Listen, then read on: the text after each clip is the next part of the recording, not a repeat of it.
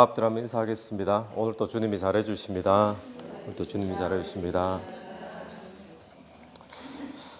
오늘 본문에는 길르앗이 등장을 합니다. 길르앗 야베스에 암몬 사람 나하스, 암몬 족속이 침략을 하게 되는데, 길르앗 야베스는 어느 쪽인가 하면 요단강을 기준으로, 요단강 동편은 오늘날 요르단이죠. 그 요단강 동편에 이스라엘 지파가 또 거주를 먼저 했잖아요. 요단강 건너기 전에. 거기에 이제 길르앗 야베스입니다. 그러다 보니까 거기는 원래가 암몬 족속들이 늘 머물던 곳인데, 이 암몬 족속들이 호시탐탐 늘 침략을 하는 겁니다. 원래 우리 땅인데 이러면서 자꾸 침략을 하는 곳이 길르앗 야베스라는 곳입니다. 그럼 오늘 또 세상은, 오늘 또 믿는 우리들에게 우리가 기업으로 받은 하나님의 기업이 있는데, 그것을 세상은 끊임없이 호시탐탐 또 우리를 침략하려고 또 치고 들어오려고 노리고 있다는 것을 우리가 기억해야 됩니다. 야베스가 이 암몬의 침략을 받고는 위기를 느끼게 되죠. 다 죽게 생겼다는 겁니다. 망하게 되었다는 겁니다. 인간적으로 구원의 길이 도저히 보이지 않을 때인데, 그래서 이들이 하는 이야기가 암몬과 언약을 맺으려고 합니다. 1절 말씀 하반절을 보십시오. 야베스 모든 사람들이 나하스에게 이르되 우리와 언약을 맺자. 그리하면 우리가 너를 섬기리니. 이 암몬과 언약을 맺고 섬기려고 지금 달라들고 있는 거예요. 그러니까 2절에 암몬 사람 나하스가 그들에게 이르되 내가 너희 오른 눈을 다 빼야 너희와 언약하리라. 너희 오른쪽 눈 다 빼면 언약하겠다. 언약 안 하겠다는 거죠. 반드시 죽이겠다, 침략하겠다, 점령하겠다, 이런 이야기입니다. 그렇게 이제 모욕을 하는데, 여러분 우리가 기억해야 될 것이 있습니다. 세상이 아무리 우리에게 위협적으로 다가온다 할지라도 세상은 우리가 언약 맺어야 될 존재가 아니다라는 것을 기억해야 됩니다. 세상이 아무리 두려워도, 세상이 너무 강하게 느껴져도 이 세상은 우리가 타협하거나 언약하거나 또 손잡을 그런 대상이 아니고, 세상은 어떤 존재일까요? 세상은 우리가 복음으로 정복해 나가야 될 그런 대상인 줄로 믿습니다. 복음으로 정복해 나가고 그들을 선교해 나가고 그들을 복음으로 변화시키고, 그렇게 해야 될 대상이 이방이고 또 세상이고 땅끝이 되어져야 되지, 세상이 우리를 위협한다고 해서 또 세상이 정말 두렵다고 해서 거기에 언약을 맺고 타협하면 안 된다는 거예요.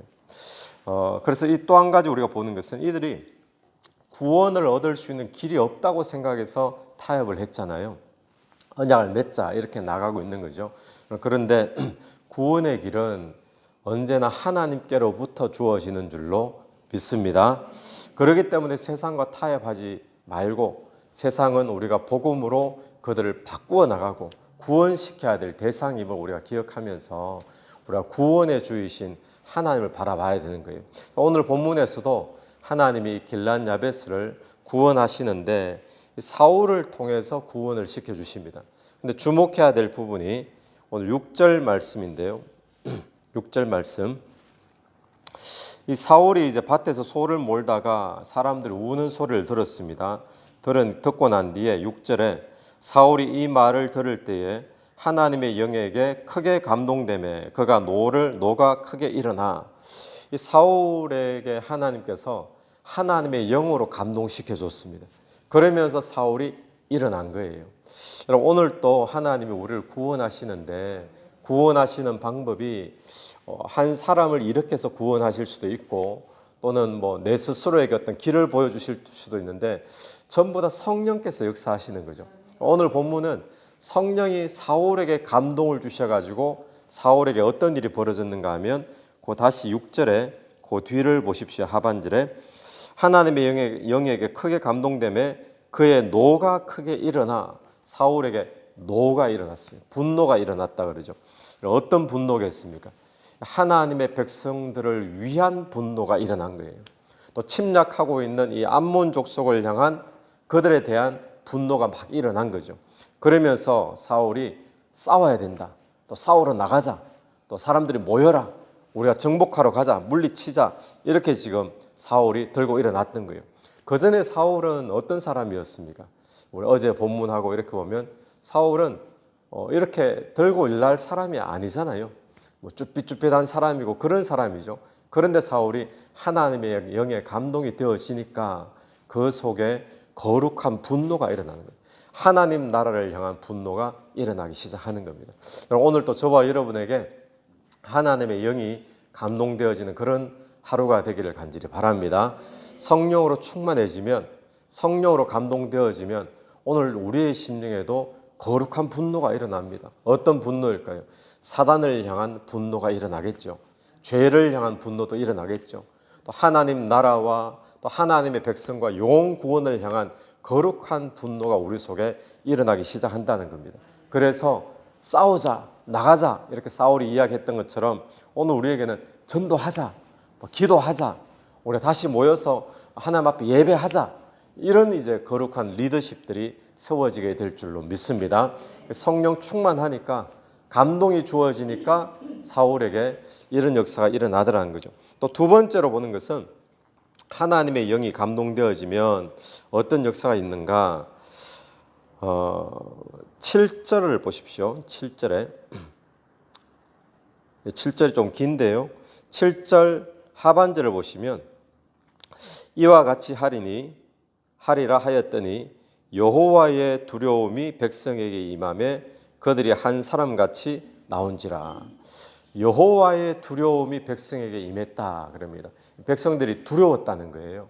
그러니까 누구를 두려워했을까요? 사울이 막 저렇게 막 노를 바라고 막 하니까 사울에 대한 두려움이 아니었어요. 또 사무엘에 대한 두려움도 아니었어요. 여호와의 두려움이 이 백성에게 임했다라는 겁니다. 하나님의 영이 역사하면, 하나님의 영이 감동하면 하나님에 대한 두려움이 생기게 될 줄로 믿습니다. 그래서 싸우러 가야 되겠다 이래 되는 거예요. 이 백성을 위해 내가 도망 다닐 것이 아니라, 피할 것이 아니라 하나님 나라 위에 또 하나님의 백성을 위해 싸우러 나가야 되겠다. 그렇지 않으면 하나님이 두렵다는 거예요. 오늘 또 우리에게 성령 충만함이 주어지면 하나님 나라를 위해서 가만히 있지 못하고 하나님에 대한 두려움 때문에 싸우자, 나가자, 기도하자, 그렇게 나가는 자가 되게 될 줄로 믿습니다.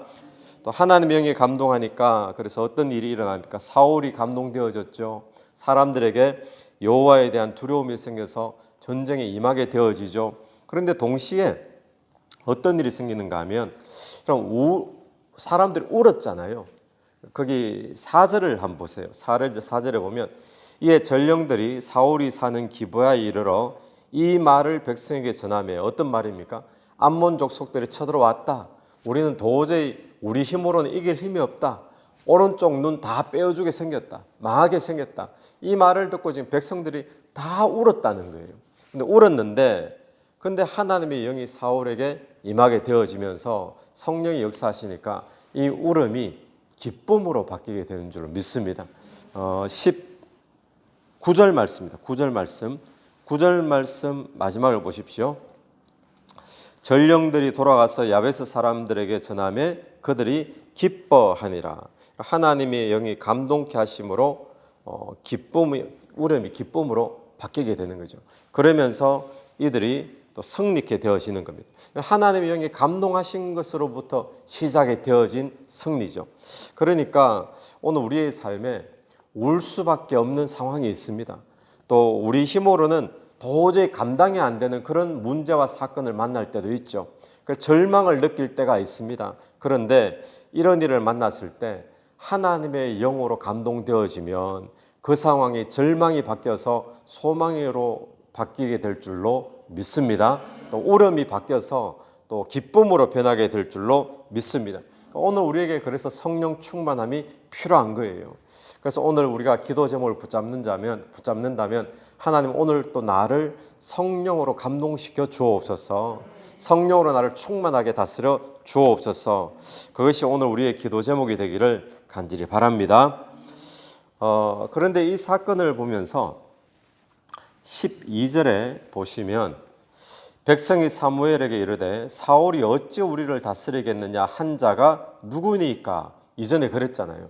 사울이 왕으로 정해졌다 그러니까 그 반대하는 사람들이 꽤 많았잖아요.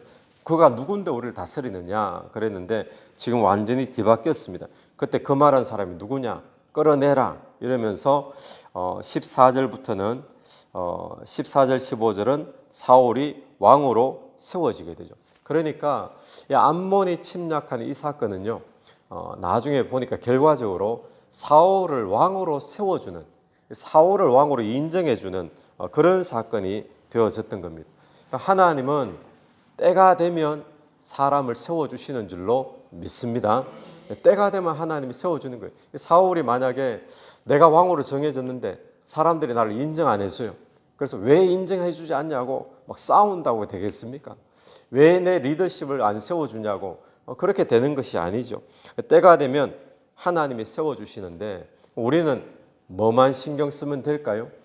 왜 나를 인정해 주지 않냐고 거기에 신경 쓸 게 아니라 우리가 신경 써야 될 것은 한 가지만 하면 됩니다. 하나님의 영이 감동되어지면 사울의 리더십이 발휘되어졌잖아요. 그렇게 세워지는 줄로 믿습니다. 그래서 오늘 또 하나님의 때가 있는데 그 때를 못 기다려서 막 안달하고 이럴 게 아니라 우리가 성령 충만함을 사모하고 또 성령과 동행하기를 사모하고 그렇게 되어지면 저절로 때가 되어서 하나님의 역사가 이루어지게 될 줄로 분명히 믿습니다. 이 사울이 전에는 이 쭈삣쭈삣한 그런 사람이었는데 하나님의 영에 감동이 되어지니까 오늘 본문 전체에서 아주 훌륭한 리더십을 발휘하죠. 사람들에게 일어나서 싸우러 가자. 또 소를 이렇게 잘라가지고 사람들에게 보내면서 참여 안 하면 당신들의 소들이 다 이렇게 꼴이 날 것이다. 그러면 사람들이 한 마음으로 쫙 뭉치게 되어지죠. 이거 전부 다 성령의 역사죠. 그러니까 우리가 기억해야 될 중요한 한 가지는 뭔가 하면 기독교에서 리더십 그러면 우리가 무엇을 반드시 생각해야 되는가 하면 기독교 안에서 리더십 이야기 많이 하거든요. 세상에 많은 리더십에 대한 책들이 사실은 성경이나 기독교를 바탕으로 그렇게 리더십들이 세상의 리더십들이 많이 이야기하는데 기독교의 리더십의 제일 첫 번째는 뭔가 하면 성령 충만입니다. 리더십이 없던 사울이 어떻게 왕과 같은 리더십을 갖추게 되어졌는가? 성령 충만하니까 이 백성을 이끌 만한 리더십이 세워지게 되는 거죠. 오늘 또 여러분 우리 영적 지도자를 위해서 기도해야 될 제목이 있다면 또 작은 공동체마다 또 리더들이 있잖아요. 기도해야 될 제목이 있다면 성령 충만함을 위해서 기도해 주시기를 바랍니다. 성령 충만하면 왕이 되어지는 겁니다. 리더십이 갖춰지는 거죠. 그래서 오늘 전체적인 본문의 내용은 하나님의 영이 감동하게 되니까 모든 절망적인 상황이 기쁨으로 바뀌어지고 전쟁에 승리하게 되어지고 또 사람들이 한 마음으로 주님 앞에 여호와를 위해서 분노가 일어나서 전도하고 선교하게 되고 그런 역사들이 일어나게 될 줄로 믿습니다. 같이 한번 기도드리겠습니다. 하나님 아버지 하나를 감사합니다. 참으로 절망적인 상황, 우리의 힘으로 어찌할 수 없는 그런 상황이 있을 때 그러나 하나님의 영이 감동시켜 주시니까 주님 눈물을 흘릴 만한 상황이 기쁨으로 변화되어지고 내 힘으로 도저히 풀 수 없는 문제가 해결되어지는 줄로 믿습니다. 하나님 오늘 또 우리의 삶에 하나님의 영으로 감동되는 하루가 될 수 있도록 은혜 베풀어 주옵소서. 우리 속에 하나님의 영으로 감동되어 성령 충만하여서 하나님의 거룩한 분노가 일어날 수 있도록 도와주시고 또 그래야 세상을 향하여서 나아가며 싸우러 나가며 복음을 전하러 나가며 선교하러 나갈 수 있는 저희들이 될 수 있도록 은혜 베풀어 주옵소서. 특별히 리더십이 부족한 자가 있다면 성령 충만함을 사모하는 시간 될 수 있도록 또한 도와주옵소서. 이 새벽에도 기도하며 나갈 때 성령께서 역사하시기를 간절히 원하오며 살아계신 예수님 이름으로 기도드립니다. 아멘. 오늘도 예수 이름으로 승리하시는 하루 되길 바랍니다.